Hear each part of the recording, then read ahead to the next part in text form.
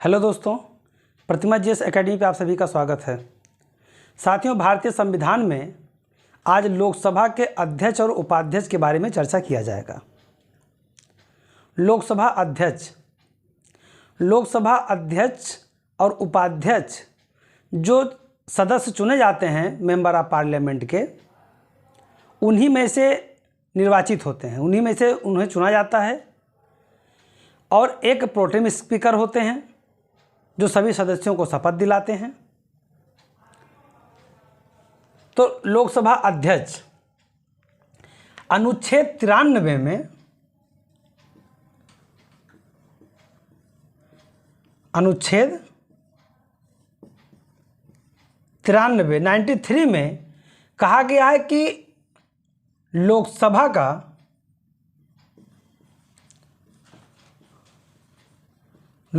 का एक अध्यक्ष होगा एवं एक उपाध्यक्ष होगा।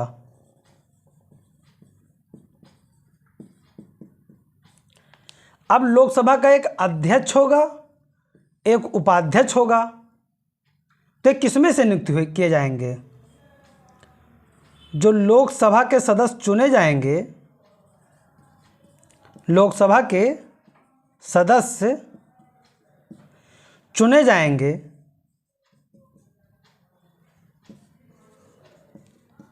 उन्हीं में से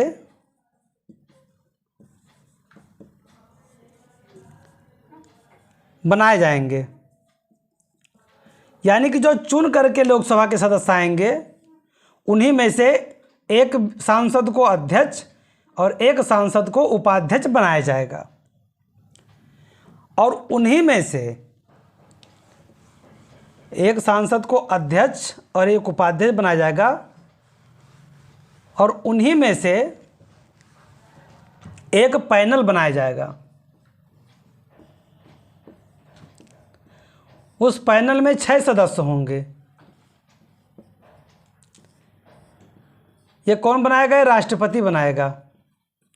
तो राष्ट्रपति का नाम होता है, फिलहाल बनाया जाता है संसद के अंदर ही। ये जो 6 सदस्य होंगे, 6 के 6 सांसद होंगे। इनका काम ये होगा कि मान लीजिए कि कभी अध्यक्ष महोदय मौके पे नहीं हैं, अनुपस्थित हैं, तो अध्यक्षता कौन करेगा? उपाध्यक्ष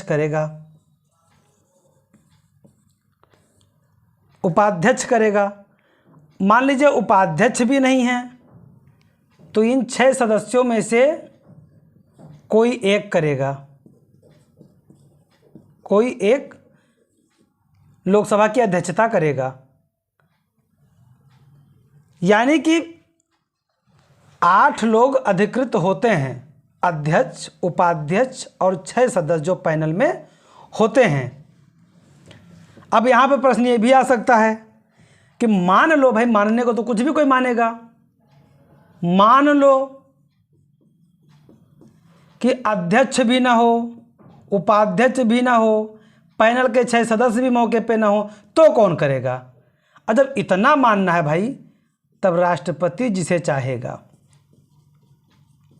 राष्ट्रपति के ऊपर है कि किसको, जो वरिष्ठ सदस्य होंगे उनको बना देगा, भाई जाओ तुम कर दो।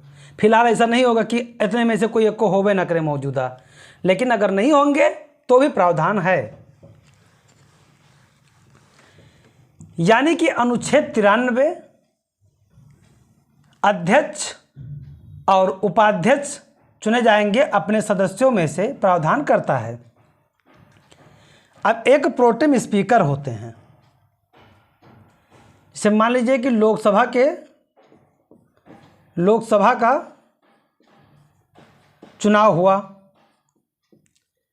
और सभी मेंबर ऑफ पार्लियामेंट चुन करके आ गए। अब मेंबर ऑफ पार्लियामेंट चुन करके आ गए और बैठक हुई पहली। और जैसे बैठक होता है जो पुराने अध्यक्ष महोदय हैं ये हट जाते हैं। यहाँ पे ध्यान रखने की बात यह है कि अगर लोकसभा विघटित हो जाती है, यानी नए लोकसभा के चुनाव तक, लोकसभा के चुनाव एवं चुने गए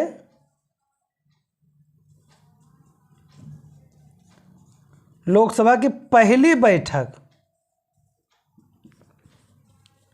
जब तक नहीं हो जाती है तब तक पुराना अध्यक्ष त्यागपत्र नहीं देता है। जैसे पहली बैठक हो जाएगी त्यागपत्र दे देगा, और जैसे ही त्यागपत्र पुराना अध्यक्ष देता है कि उसके तुरंत बाद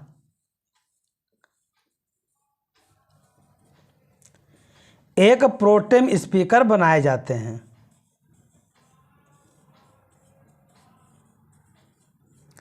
अब प्रोटेम स्पीकर का काम क्या होता है? भाई अध्यक्ष ये हटे तो प्रोटेम स्पीकर बना दिए गए। प्रोटेम स्पीकर जो व्यक्ति बनाया जाता है उसके दो काम होते हैं। पहला काम, और जो सबसे बड़ा काम है,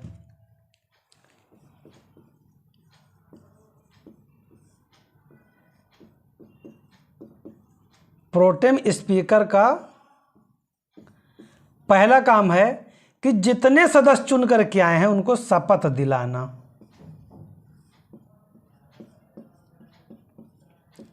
शपथ दिलाने का काम किसको? मेंबर ऑफ पार्लियामेंट को, यानी लोकसभा के सदस्य को शपथ दिलाना। और दूसरा काम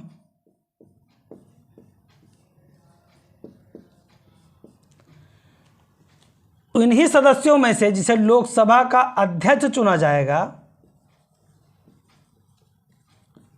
अध्यक्ष को पद देना।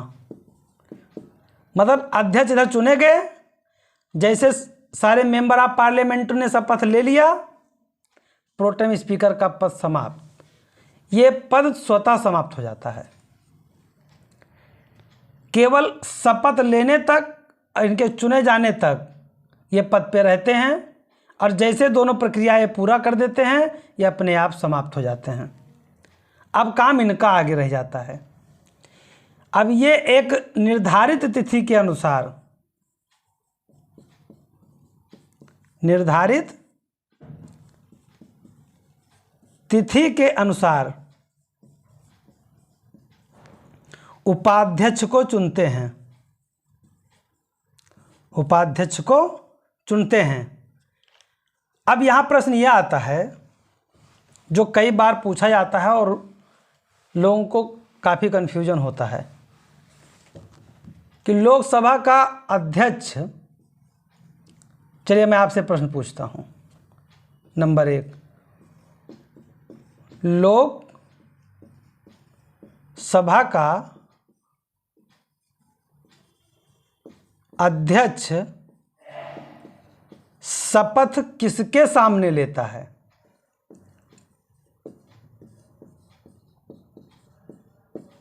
सामने लेता है या कौन दिलाता है?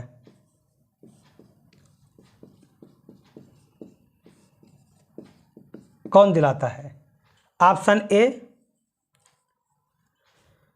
प्रोटेम स्पीकर,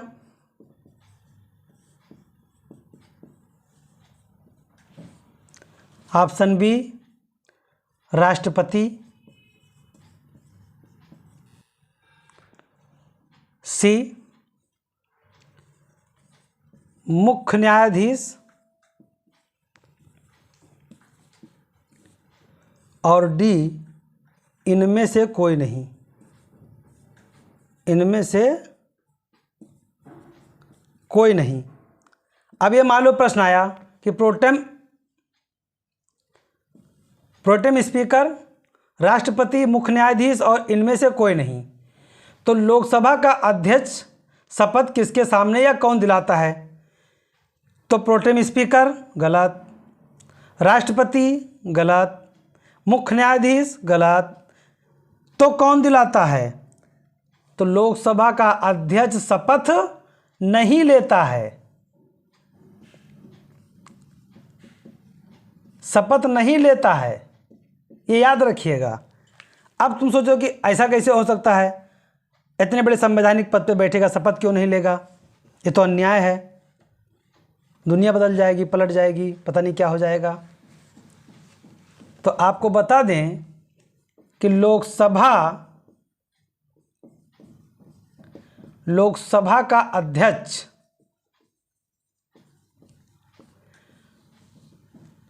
शपथ नहीं लेता है, वह सदस्य के रूप में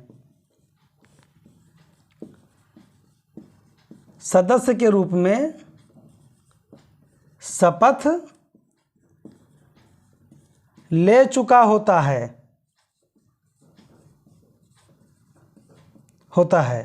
तो ध्यान रहे, अध्यक्ष या उपाध्यक्ष शपथ नहीं लेते हैं।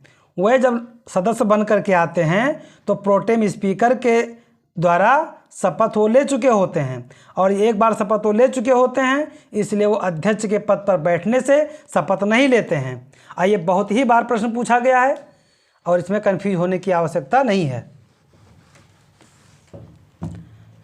यानी जब तक स्थायी अध्यक्ष नहीं चुन ले जाते, प्रोटेम स्पीकर बने रहेंगे। अब यहाँ पे याद रहे कि मान लो कि अध्यक्ष का मन हुआ कि नहीं भाई, अब मैं पद पे नहीं रहूँगा, यह उनको देखना था कि देखें त्यागपत्र देकर कैसा लगता है, तो किसको अपना त्यागपत्र देंगे? तो अध्यक्ष महोदय संबोधित कर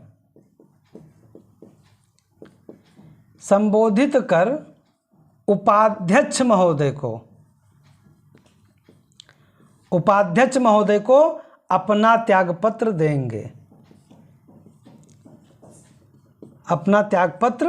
देंगे। अब यहाँ पे चलो, इन्होंने तो इनको दे दिया, इनको लगा हाँ कितना अच्छा लगा हमको त्यागपत्र दे करके, एक अनुभूति प्राप्त हुई। अब इस अनुभूति को मान लो ये लेना चाहें उपाध्यक्ष महोदय, ये कहे नहीं अब हम भी अनुभूति लेंगे, तो उपाध्यक्ष महोदय अगर अपना त्यागपत्र देना चाहते हैं तो ये संबोधित कर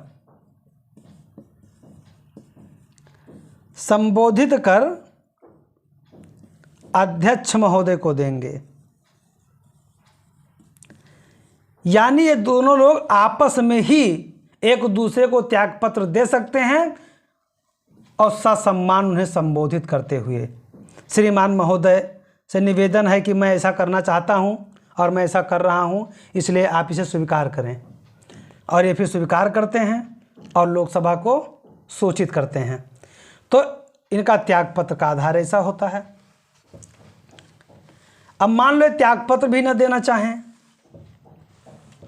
दोनों लोग कहें नहीं भाई का कोई कर लेगा मेरा, मैं पद से नहीं हटूंगा, और सारे सदस्य इनसे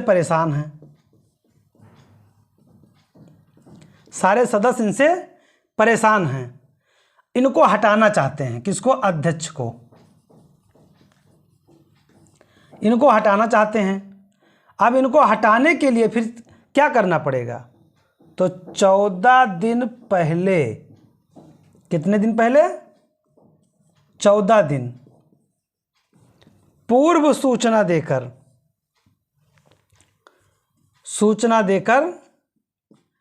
लोकसभा के तत्कालीन समस्त सदस्यों के बहुमत से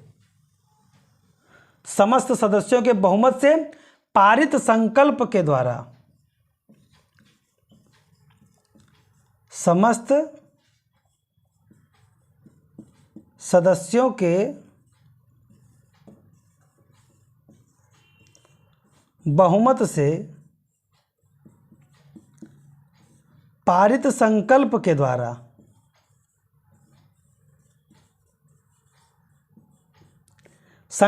द्वारा इन्हें पद से हटाया जा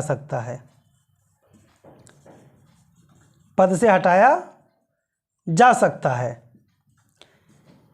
यानी कि 14 दिन पहले इनको बताना पड़ेगा कि भैया 14 दिन बाद हम आपके लिए संकल्प ला रहे हैं, आप सोच लीजिए। ये 14 दिन इसलिए दिया जाता है कि मान लीजिए अगर किसी के प्रति कोई इनकी एक सम्मानित पद है, तो इन्होंने अगर कोई ऐसा बात हो तो अपनी सफाई में या अपना पक्ष रखने के लिए इनको एक मौका मिलता है, और इसीलिए 14 दिन पूर्व सूचना दे दिया जाता है कि अगर इसमें मामला सिमट जाए तो ठीक है, और नहीं तो भैया संकल्प पारित करो, हम हट जाएंगे, ये बात होता है। और लोकसभा के भंग होने की स्थिति में अध्यक्ष अपना पद अगली लोकसभा की पहली बैठक तक रिक्त नहीं करता है, और 6 सदस्यीय पैनल भी होता है जो उपस्थित, जब मान लीजिए अध्यक्ष उपस्थित है या नहीं उपस्थित है और उपाध्यक्ष भी नहीं उपस्थित है, तो जो 6 सदस्यीय पैनल होता है उनमें से कोई एक सदस्य उसकी अध्यक्षता करता है। लोकसभा अध्यक्ष के कार्य एवं शक्तियां या अधिकार। अब सदस्यों के प्रश्न, लोकसभा के सदस्यों के प्रश्न उसे स्वीकार करेगा या अस्वीकार करेगा, यह अध्यक्ष पे निर्भर करता है। अब मान लीजिए स्वीकार कर लेता है तो क्या करेगा, उसे नियमित करेगा या नियम विरुद्ध कर देगा।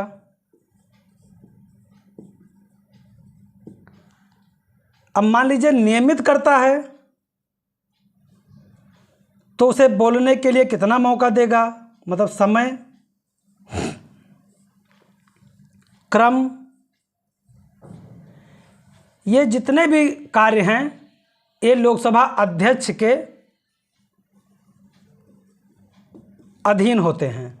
यानी कोई प्रश्न कितने समय बोलेगा, आएगा, लेगा, स्वीकार करेगा या नियमित करेगा, नियम विरुद्ध करेगा, नियमित करेगा तो कितना समय देगा, किस क्रम के बाद उनको बोलने का मौका होगा, ये जितनी प्रक्रियाएं हैं लोकसभा अध्यक्ष करता है।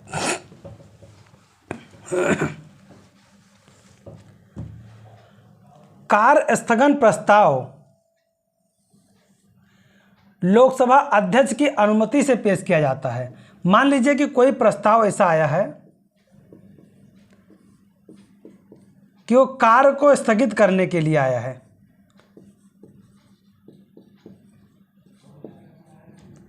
अब कार्य अगर रोकने के लिए कोई प्रस्ताव आता है तो इसका मतलब ये है कि इससे ज़्यादा महत्वपूर्ण कोई कार्य होगा,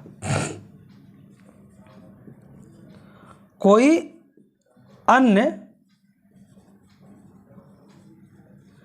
महत्वपूर्ण कार्य के लिए इसे रोका जा सकता है।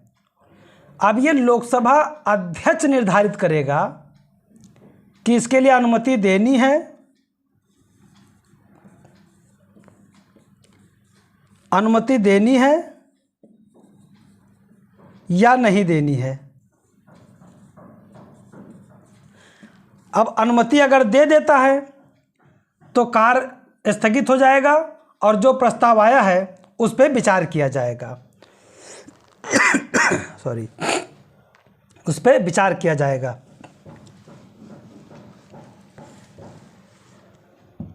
अब मान लीजिए कि विचाराधीन विधेयक पर बहस रोक सकता है। अगर कोई विधेयक है और वह संसद में बहस हेतु है, उस पर बहस चल रही हो और अध्यक्ष को लगे कि विधेयक बेकार है या नहीं भी बेकार है लेकिन इस पर बहस अभी नहीं हो सकता, तो उस बहस को रोक सकता है, रोक सकता है। ये अधिकार अध्यक्ष के पास होता है। संसद के सदस्यों को भाषण देने की अनुमति देना, यानी भाषण देने की अनुमति देना, उसका क्रम बताना,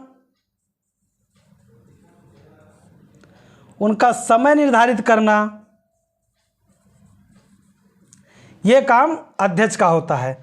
अब कोई व्यक्ति, मान लीजिए कोई एक्स व्यक्ति है और वाई व्यक्ति हैं, दोनों को भाषण देना है। अब अध्यक्ष महोदय ने कहा वाई आपको भाषण देना है यक्स के बाद, और यक्स का नंबर है 11 बजे और इनको मिला 5 मिनट। अब यक्स महोदय 11 बजे भाषण शुरू करेंगे अपना, 5 मिनट इनको टाइम मिला है, उसी में अपने बात को इन्हें कहना है। यानी कि वाई महोदय को 11:05 से बोलने की अनुमति होगी। यदि इनको भी 5 मिनट मिला तो 11:10 तक ये बोल सकते हैं। यानी अनुमति देना, क्रम डिसाइड करना और समय कितना होगा ये भी लोकसभा अध्यक्ष ही निर्धारित करता है।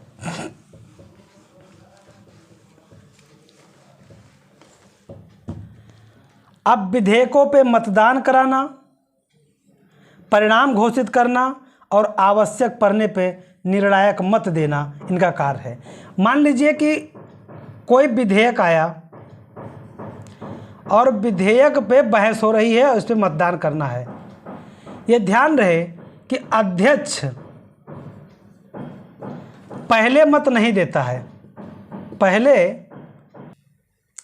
पहले मतदान नहीं करता है।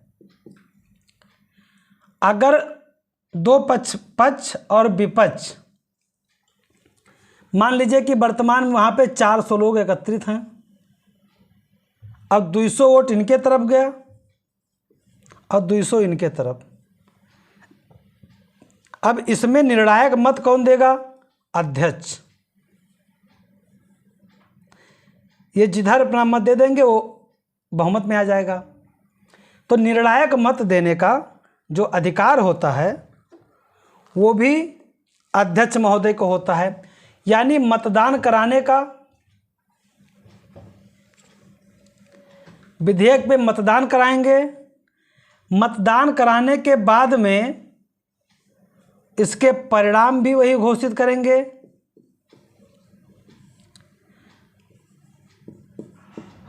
परिणाम भी अध्यक्ष महोदय घोषित करेंगे।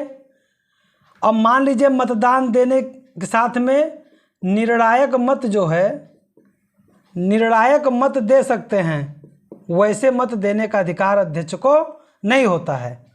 यानी निर्णायक मत दे सकते हैं। अब संसद और राष्ट्रपति, यानी लोकसभा और राष्ट्रपति के मध्य जो पत्राचार होता है वो भी अध्यक्ष महोदय ही करवाते हैं। पत्राचार भी करते हैं। और सबसे बड़ी बात कि कौन सा विधेयक धन विधेयक है। देखिए, धन विधेयक के बारे में मैंने जैसा कि बताया था, 110 में अनुच्छेद 110 में इसकी परिभाषा है। इसकी परिभाषा है। और धन विधेयक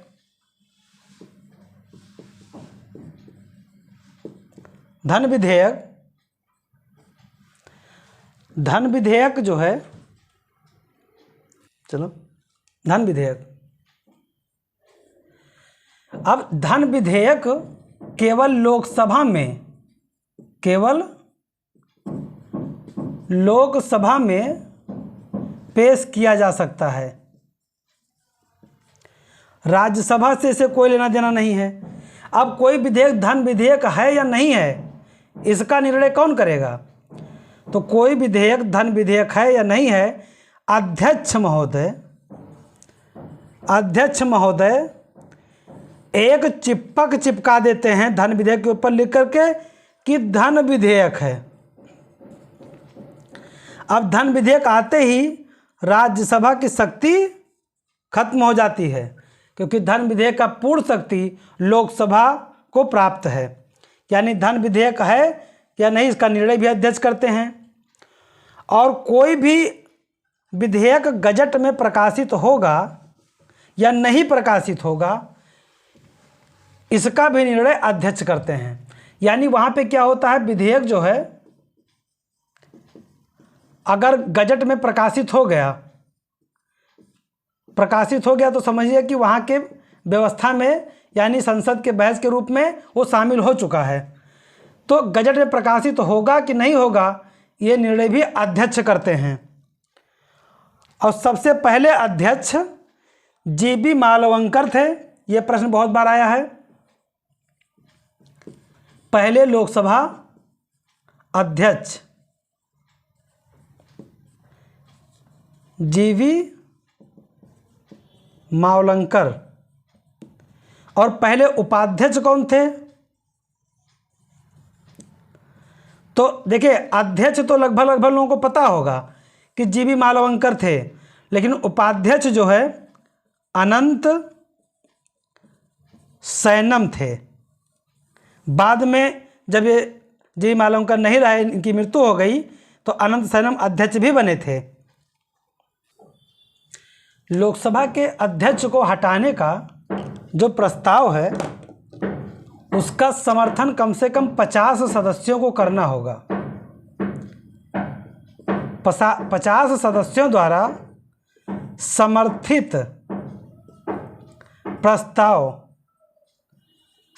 प्रस्ताव के द्वारा ही लोकसभा अध्यक्ष को हटाने का कार्य प्रारंभ हो सकता है। और अध्यक्ष के कार्यों का या उनके आचरण का ना तो लोकसभा में चर्चा की जा सकती है और ना ही उस पर किसी प्रकार का कोई आलोचना किया सकता है। हाँ, जब प्रस्ताव उनको हटाने का लाया गया हो तब छोड़ करके, बाकी उनकी ना तो आलोचना की जा सकती है और ना उनके आचरण पे और उनके कार्यों पे किसी प्रकार का कोई बात किया जा सकता है।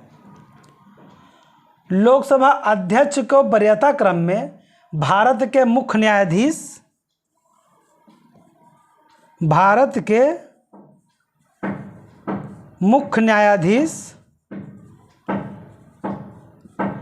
के साथ में 7वें स्थान पर रखा गया है। 7वें स्थान पर इनको वरीयता क्रम मिला है। यानी कि ये प्रधानमंत्री और उप प्रधानमंत्री